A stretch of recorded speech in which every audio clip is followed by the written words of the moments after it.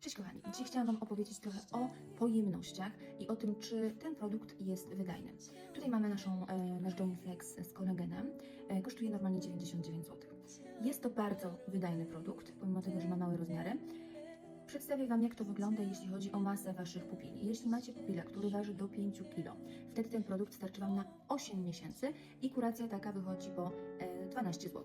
Jeśli Wasz pupil waży do 15 kg, wtedy ta kuracja starczy Wam na 3 miesiące i będzie Was kosztowała 37 zł. A jeśli macie pieska, który waży do 25 kg, wtedy kuracja będzie Was kosztowała 61 zł miesięcznie i starczy Wam na 1,5 miesiąca.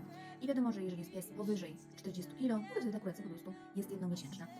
Często na rynku spotykamy produkty, które są po prostu tańsze, ale starczą na miesiąc, ponieważ jest tam po prostu 30 kapsułek. Także ja zapraszam do ekonomicznego kupowania